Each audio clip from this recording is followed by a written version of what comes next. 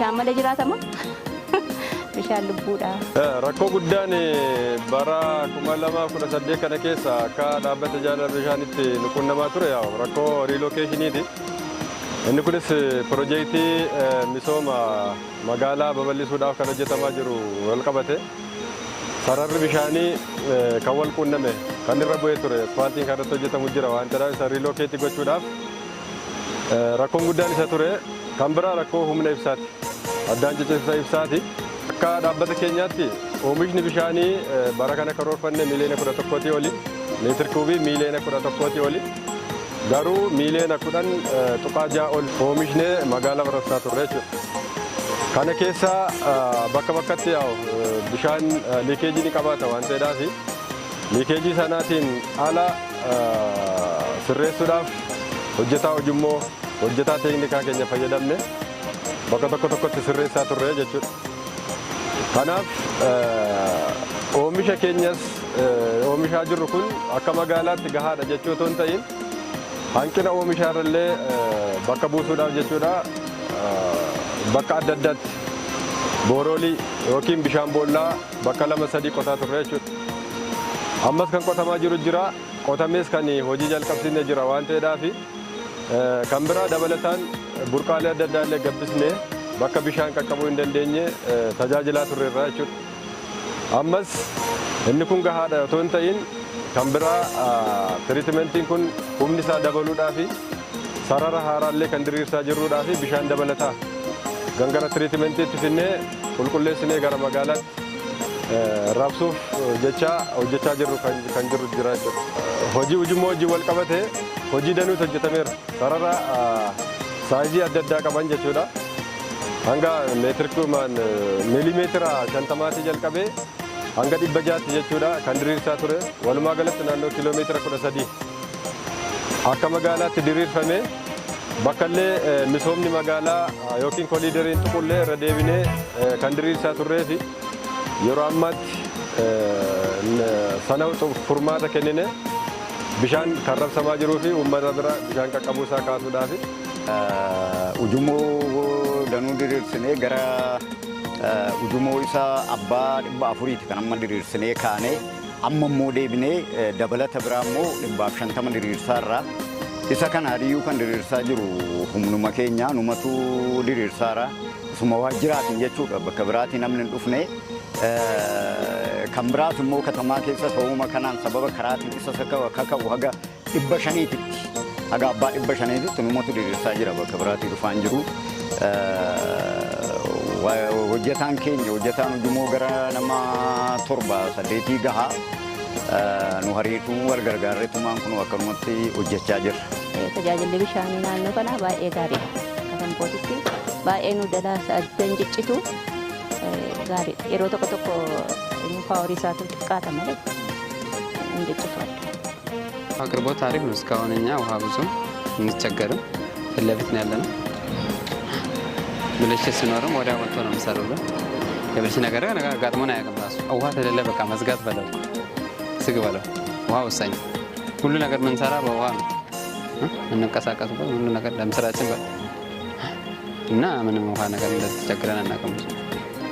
bishaan gahaa arganna akkan jedhe hubunan qabu bishaan immoo lubbuudha kaa bishaan malee jiraatama bishaan lubbuudha nama hunda bishaanii hojjetan kunoo wayyaa keenya kan miiccannu kunoo bishaanii kan bilcheeffannu kan dhiqannu kan dhugunnu nama hunda bishaan lubbuudhuma mana maal kanatti asiin yoo bishaan cabe dafneeti gajara waajjira bishaaniitti ibsanna jechuudha iyyanna jechuudha jarris dhufanii nuuf ilaalan.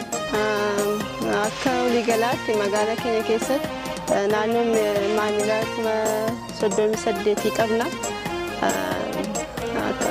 Maamila haaraa bara 2018 naannoo maamila 5,000 horannee jirra. Akkaataa sirni keessummeessaa keenya maamiloonni yeroo tajaajila hundaaf gara keenya dhufan standaardii mataa jalaa qabu. Standaardiin biiroon bishaan Oromiyaa nu baasee sanaan deeggaramne maamiloonni sun dura tajaajila jalaa erga adda baafannee booda tajaajiliin hundinuu istaandaardii mataasaa qaba. Istaandaardii sanaan maamiloota keenya si'aan ariifannaadhaan komii tokko malee kan si'aan gaggeessaa jirudha jechuudha. Maamilli tokko komii tokko galmeeffatee istaandaardii guyyaa 3 keessatti dhumuufii qaba. Dhugaa dubbachuuf yeroo isin mana argitan reefuu dalgalaa daqiiqaa 5 hin caalu. Hin turre mucaan isin keessummeessitee akkuma isin argitan waan hin barbaade lakkoofsa qodaadhii bishaaniitu na jala dhibamee ture isa bakka buufachuu gaafachuu fannu. Yeroo walan galee waanis dhaabbaddee yeroo gabaabaa keessatti na keessummeessitee fudhadhee gara itti na ergametti kan deemaa jira tun deemuu na argite. Akkuma beekamu dhaabbanni tajaajila bishaan dhugaatii kaayyoo isaanii jalqabaa bishaan gahaa fi qulqulluu ta'e uummatichaaf dhiyeessuudha. Inni kun immoo bishaan kan keenya kan hojjetame bara 2007 kan eebbifame hin jira. Kan 1982 piroojeektii jalqabaati. Warroottan kun almost inni duraa gara waggaa 30 inni kun immoo waggaa 10 gara feezaatti deemaa jira waan ta'eedhaaf bishaan dabalataa oomishuun dirqama ta'eera jechaadha. Kanarraa kaanee bara kana akka magaalaa keenyaatti bishaan boollaa 3 dabaluu qabnaa jenneetti kan itti deemaa turre. Kana keessaas boolli 3 kan magaalaa kana boollatu 2 kan sarboo boollatu walii gala isaa boolli 3 nu milkaa'ee yeroo ammaa gara siistemaatti galchineetti kan jiru 2 galchinee tokko immoo goyingiirra jira. Boolla 2 immoo emerjensiidhaan kan akka kun kan piroojeektii baddaa bunaa fi qofee fi kaalislaajiidhaaf boolla 2 immoo qotaatee jirra. Walii gala boolla 5 karooraa ol karoorri keenya boolla 3 illee ta'u babal'ina magaalaarraa kaanee gara kanatti industirii fi smart city jedhame gara kanatti kan deemaa jirurraa kaanee gara boolla 5tti ol guddifnee yeroo ammaa kana garuu xumuraarra ga'eetti kan jiru jechaadha. Inni kun dabalata yoo xinnaate uummata naannoo gara 30,000 oliif bishaan dabalataa kennuu dandeenyeerra. Keessattuu bishaan giraafiitis bakkoota boolla kanaan hin qaqqabnetti immoo bishaan giraafiitii naannoo saxoorratti dabaluu dandeenyeerra. Warroottan kun bishaan dabalataa babal'ina magaalaa fi baay'ina uummataa yeroo ammaa dabalaa jiru keessa faana bishaan dabaluu qabnu jennee karoorfannee kan nu milkaa'e. Inni kaan bishaanumti jiru immoo bara kana sababoota adda addaatiin addaan ciccituu danda'eera. Addaan ciccitiinsi kun torbee tokko ji'a tokkoof illee turuu baatu guyyaa tokko lamaaf karaa inni addaan ciccitee jiru uumameeti kan jiru. Sababni isaas daandii asfaaltiif koriiderii yoo xiqqaate naannoo kiiloomeetira 13 kan jijjiirra. Kunis sararoota abbaa 500ti. Inni guddaan abbaa 500 inni xiqqaan hanga dhufee 200 ga'utti sarara guutummaa booyyeedhaa kaasee hanga naannoo Aweetuutti hunda isaatti kan kaafnee jijjiirree jiru. Kunis immoo akkuma mootummaan baasee biiroon kan keenyas labsii of danda'uu jedhu yeroo ammaa kana mootummaan illee karoora of danda'uu jedhee baasee jiru. Biiroon keenya dursee of danda'uu magaalota of danda'uu qaban jedhee jara keessattis magaalaa Jimmaa hammatee jira.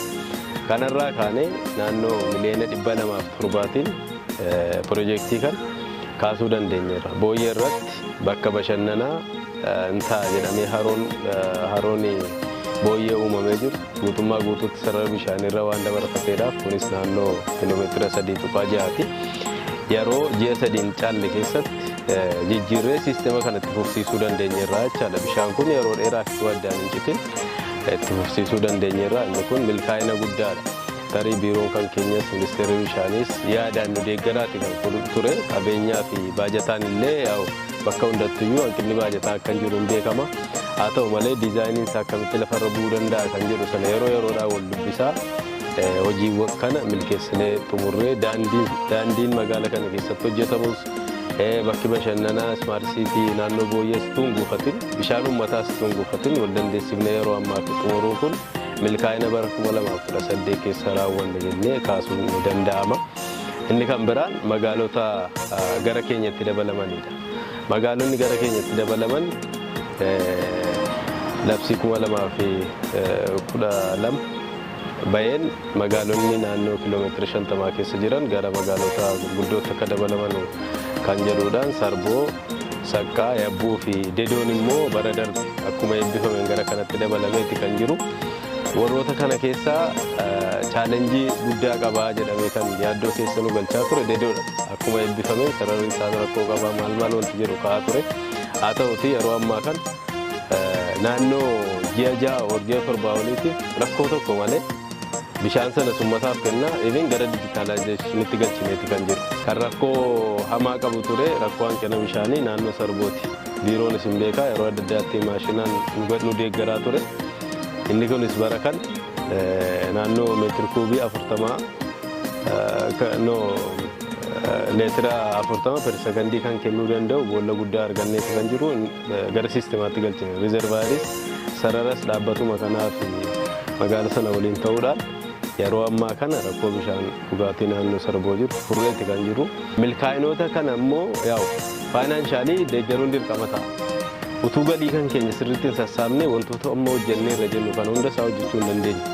Fakkeenyaaf gamoo amma bira dhaabbannee jiru kana maaksimam waggaa tokkoof naannoo ji'a 2 kan keessatti xumurre gamoo istaandardii isaa eeggatee fi yeroo ammaa kana kiraa waggaa tokko kan kireeffatan kutaan magaalaa galii jira. Inni ijoon adda addaa gaafataa jiru. Nus itti galuudhaaf kan itti qophaa'ee jiruudha. Gamoo kan waggaa tokko keessatti naannoo miliyoona 280 gamoo baay'ee bareedaa ta'ee fi bal'ina kaaree 1,000 irratti 425 1,000 irratti kan inni jiru.